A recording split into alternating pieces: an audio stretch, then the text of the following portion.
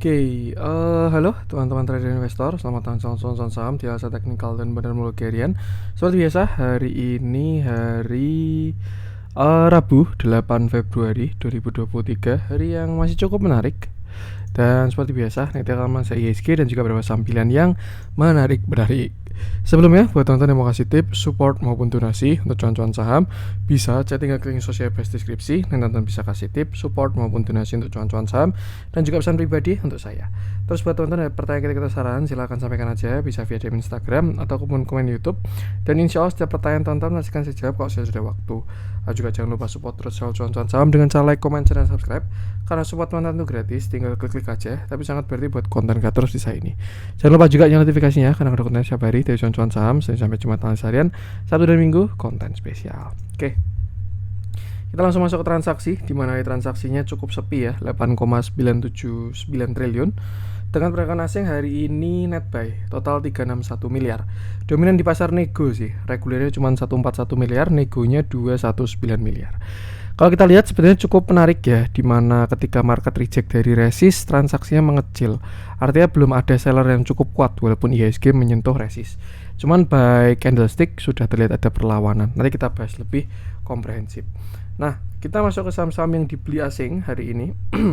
Ada BBRI yang setelah kemarin net sell terus ya, akhirnya net buy juga 155 miliar, BBCA 69 miliar, BBNI 46 miliar, Telkom 36 miliar, Unilever 27 miliar, Bukalapak 13 miliar, MAPI 11 miliar, Bank Mandiri 10 miliar, MDKA 9 miliar, MIDI 9 miliar, SMGR 8 miliar, Mika 6 miliar, INDF 6 miliar, Mayora 4 miliar, INTP 4 miliar, BTPS 4 miliar juga, PTBA 3 miliar, JSMR 3 miliar, Java 2 miliar, Pakuwon 1 miliar, dan Friend 1 miliar.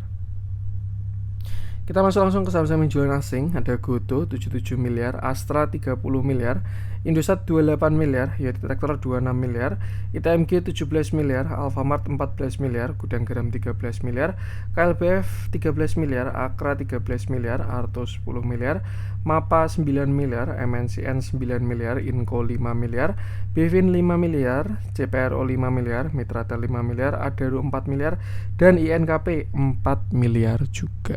Oke, kita langsung masuk ke analisa teknikalnya IHSG, di mana ini juga melanjutkan konten kemarin ya.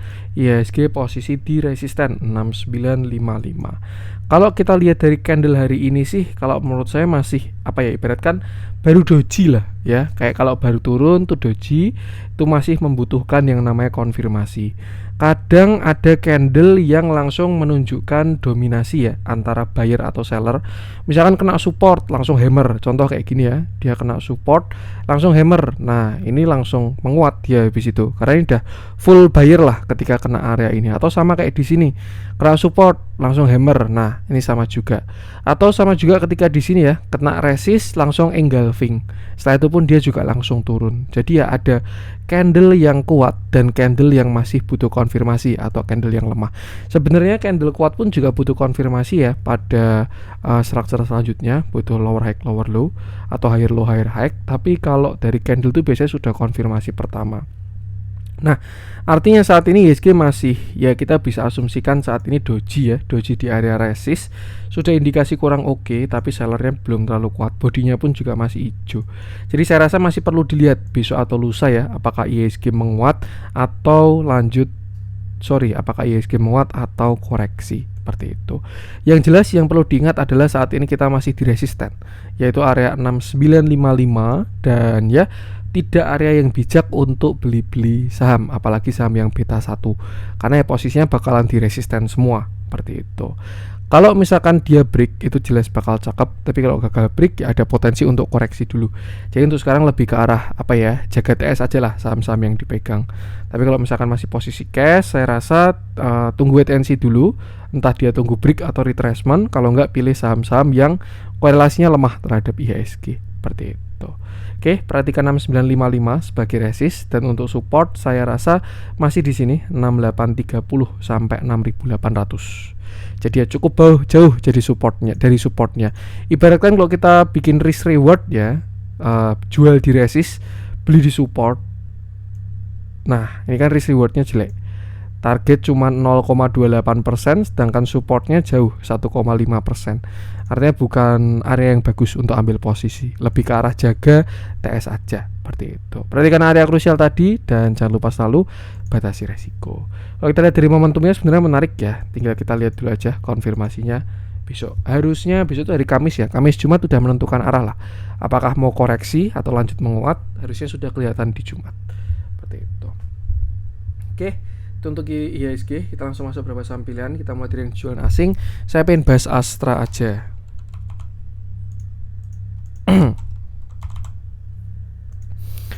Oke, hari ini Astra turun, dia turun 1,28%. Candle yang cukup solid, volumenya pun juga ya tidak terlalu besar sih sebenarnya. Terakhir kita bahas Astra itu di sini ya, yang waktu itu saya bilang 5950 ini adalah resisten dari si Astra. Dia sempat break, cuman tidak dilanjutkan kenaikannya. Bahkan kalau kita lihat saat ini momentumnya cenderung melemah dari si Astra ini. Kalau kita lihat Astra memiliki sebuah support itu di area sini ya, 5.800 sampai 5.775. Dan saya rasa kalau misalkan teman-teman punya barang bawah, barang 5.200, itu ada trailing stop di 5.775 seperti itu. Jadi ya kalau misalkan besok Astra jebol dari 5775, saya rasa akan ada retracement dari si Astra untuk pembentukan kaki keduanya atau yang sering kita sebut dengan higher low seperti itu. Nah, kalau misalkan dia jebol 5775, di manakah area supportnya? Nah, next bisa gunakan Fibo ini. Ada di 5700, 5600 dan 5500 sampai 5400. Seperti itu. Jadi untuk sekarang lebih baik wait and see dulu Astra. Perhatikan 5775-nya karena kalau dia jebol ada potensi koreksi ke arah support-support tadi. Untuk sekarang itu dia masih apa ya? Melemah momentumnya di resisten ini.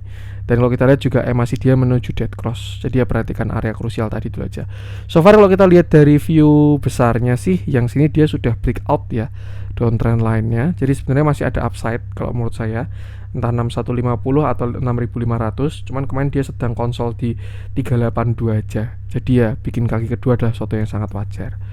Tuh, yang penting sama batasi resiko aja.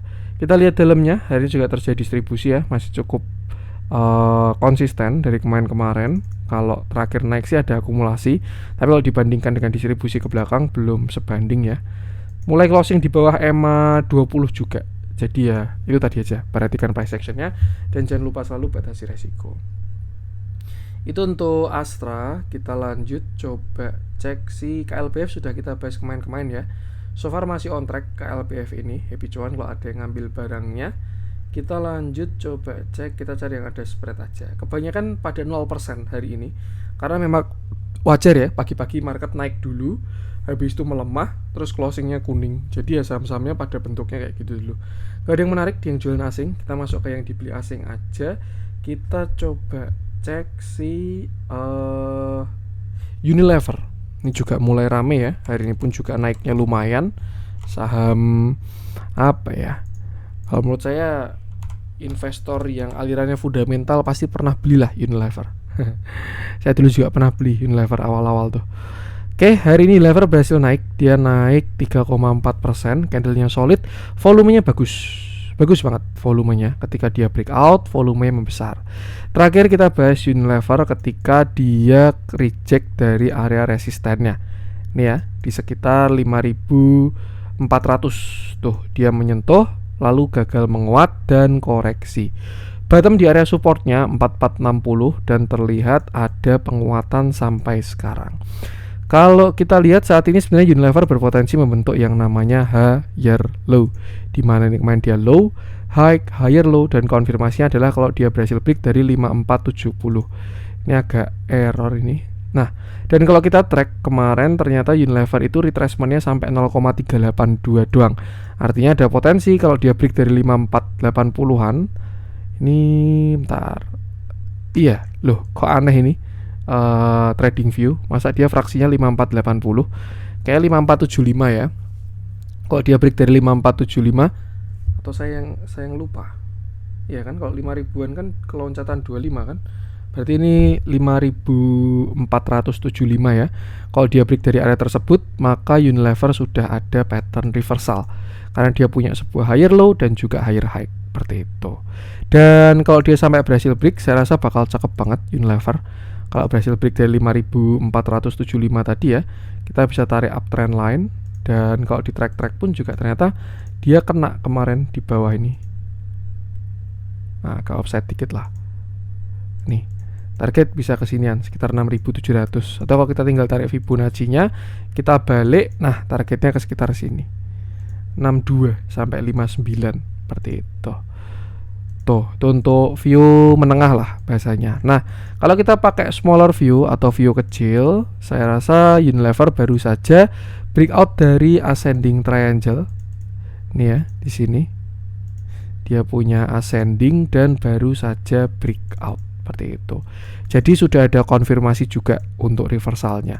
Kalau kita pakai view kecil, target kenaikannya adalah di sini, itu sekitar 5350 tuh. Tapi kalau kita balik pakai Fibonacci aja, target kenaikannya ada di sini.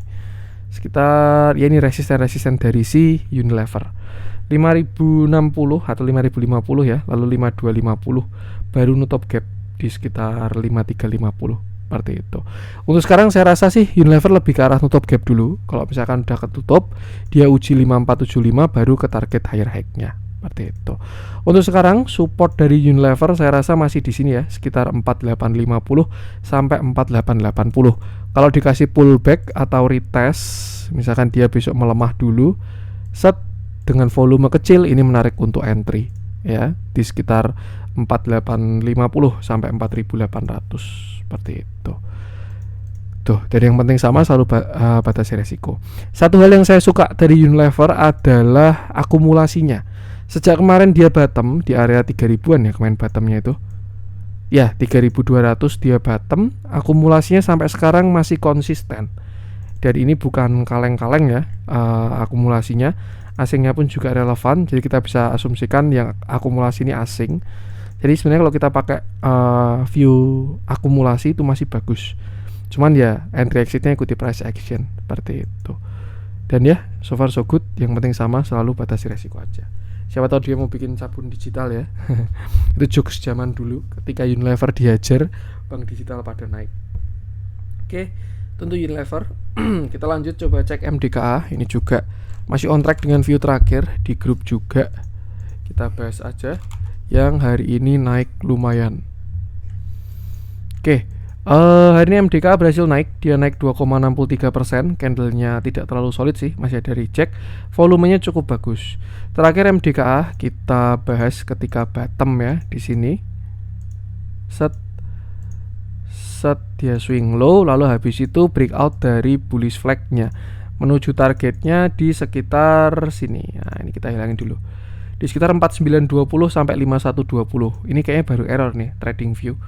Fraksinya salah ya. Dia naik 4920 5120, lalu dia retracement atau koreksi. Satu hal yang menarik adalah kemarin ketika MDKA break high ada sebuah pattern terbentuk yaitu ascending triangle 1 2 3 dan breakout dengan volume yang cukup menarik sebenarnya.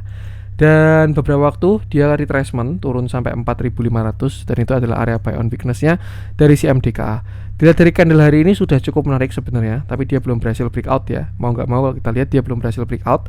Jadi kalau misalkan besok ada pelemahan itu sebenarnya menarik untuk di buy selama dia tidak jebol 4500 seperti itu. Nah, untuk sekarang kita bisa gunakan pattern flag ini ya. Kalau kita bikin continuation, target kenaikannya adalah ke sini. Kalau dari pattern flagnya itu sekitar 5800-an. Tapi kalau kita pakai higher high, target dari Fibonacci-nya itu ada di sini dulu, 5120 sampai 5250. Baru setelah itu 5800-an atau di area all time high-nya. Seperti itu. Untuk support masih di area 4600 sampai 4500, sedangkan resisten gunakan area-area tadi. Dilihat dalamnya akumulasinya pun juga bagus. MDKA ini ya, setelah kemarin dia kena rebalancing, terlihat reakumulasi, price action juga cakep, katalis oke, dan ya gunakan area tadi aja dan jangan lupa selalu batasi resiko. Itu untuk MDKA. Kita lanjut coba cek si kita masuk ke yang merah-merah aja. Kita bahas apa nih? kurang ada yang menarik di merah-merah hari ini. Saya pengen coba cek si SCM aja. Ini juga mulai rame ya. Dan terlihat hari ini ada koreksi. Siapa tahu menarik untuk entry. Oke, hari ini SCMA turun 2,56%. Candlenya cukup solid, volumenya tapi kecil ya kalau kita lihat dibandingkan naiknya kemarin. Terakhir kita dapat bottomnya SCMA ketika kemarin dia di 200, membentuk sebuah pattern falling wedge, berhasil breakout dan berhasil menguat. Buy kedua di sini sekitar 210, dia membentuk yang namanya inverted head and shoulder, di mana ini shoulder kiri, lalu ini headnya, lalu ini shoulder kanan, atau ini cup handle pun juga bisa, terserah. Yang jelas dia sudah membentuk higher low dan higher high. Sempat menguat sampai area 236, tapi terjadi reject yang cukup konsisten karena itu adalah Fibonacci 0,5. Another view, kalau kita bikin sebuah uptrend channel dari kenaikan si SCMA, maka dia belum kena uptrend line-nya. Masih ada butuh konsol ke samping ya untuk si SCMA ini. Tuh, cuman so far kalau menurut saya dari price action juga sudah cukup bagus karena dia sudah berhasil break dari 226 seperti itu. Nah, untuk sekarang sih saya rasa perhatikan 226 aja sampai 224 itu support SCMA ya. Selama dia nggak jebol area tersebut, harusnya arahnya masih ke atas. Tadi juga dibutuhkan untuk kena uptrend line beberapa hari ke depan. Jadi saya rasa dia mau jemput itu. Kalau mau entry bisa gunakan 226 sampai 224 dan jangan lupa selalu batasi resiko. Untuk resisten masih gunakan Fibo ini 236, 246, 260 dan 278. Kalau kita lihat pada bigger view, kita zoom out ya, SCMA ini sedang sideways. Jadi memang kemarin bagusnya entry di 200. Tapi kalau mau entry kejar sekarang, base buy-nya karena dia sudah breakout ya, itu di sekitar 224 sampai 226. Tapi jangan stop loss di bawah 200, itu pasti bakal sakit banget ya. Kalau entry di tengah-tengah juga stop lossnya jangan kejauhan. Mungkin bawah 220 itu sudah oke kalau menurut saya, seperti itu. Jadi ya kira-kira itu tadi view dari SCMA.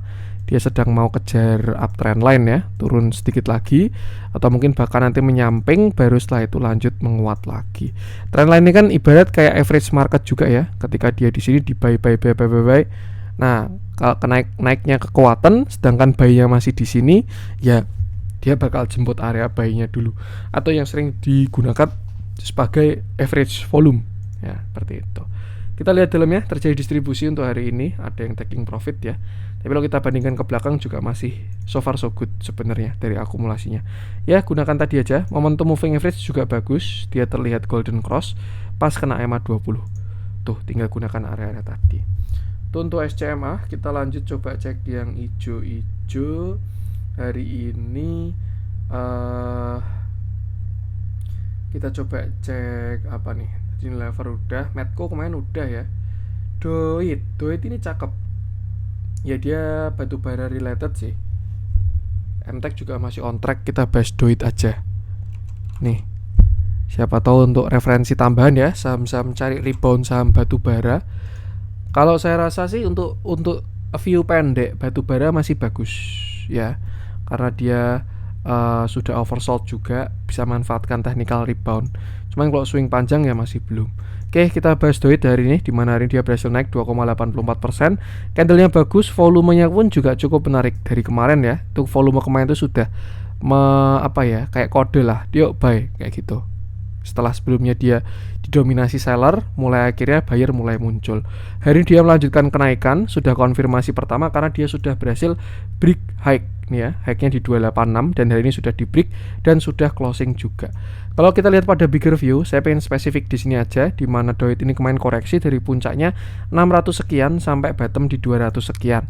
Dan kalau yang saya lihat sih, Doit membentuk yang namanya pattern falling wedge. Itu pattern reversal ditambah juga dengan sebuah bullish divergence, di mana harganya ke bawah sedangkan indikator ke atas. Nah, untuk sekarang dia terlihat sudah tidak membuat low baru, karena kalau kita lihat sebelumnya high, low, lower high, lower low, lower high, low, same low atau higher low. Artinya sudah tidak downtrend lagi karena sudah tidak lower low. Dan kalau dia ada konfirmasi which is to breakout 314, trend akan berubah seperti itu. Nah, untuk sekarang Doit nggak jelek selama dia tidak jebol area 264 ya. Tuh, dan area base buy-nya ya masih di sini 286 sampai 270 untuk si Doit ini. Sedangkan untuk resisten pendek bisa gunakan Fibo ini ya, 288 itu sudah jadi support 300 sampai 302, 314, dan ini adalah konfirmasinya di 314. Karena kalau dia break 314, saya rasa targetnya ke sini nih, 376 ya. Karena dia kemarin bikin kaki pertamanya di 0,5. Kalau dia bikin kaki kedua dan breakout 0,5, target kalau pakai chart pattern itu kan setinggi kakinya ini ya. Nah, targetnya 0,5 tambah 0,5 sama dengan 1, yaitu ke 376. Seperti itu. Dan ya, itu untuk Doit. Yang penting sama, selalu batasi resiko. Menarik kalau menurut saya. Semua batu bara sih, Adaro, ITMG, PTBA, tapi bukan untuk view swing panjang ya, lebih untuk manfaatkan trading pendek dulu, karena mereka sudah jenuh jual aja. Seperti itu. Kita lihat dalamnya, hari ini pun juga terjadi big akumulasi dari si Doit ini setelah beberapa waktu distribusi ya. Tapi kalau kita lihat juga belum konsisten. Ini juga saham downtrend, jadi butuh banyak drama untuk reversal. Yang penting sama, selalu batas risiko aja. Oke, itu untuk konten hari ini, semoga bermanfaat. Mohon maaf kalau ada kurangnya dari saya. Jangan lupa support terus channel Cuan Saham dengan cara like, comment, share, dan subscribe, karena support konten itu gratis, tapi sangat berarti buat konten kreator bisa ini. Sekian dari saya dan salam cuan.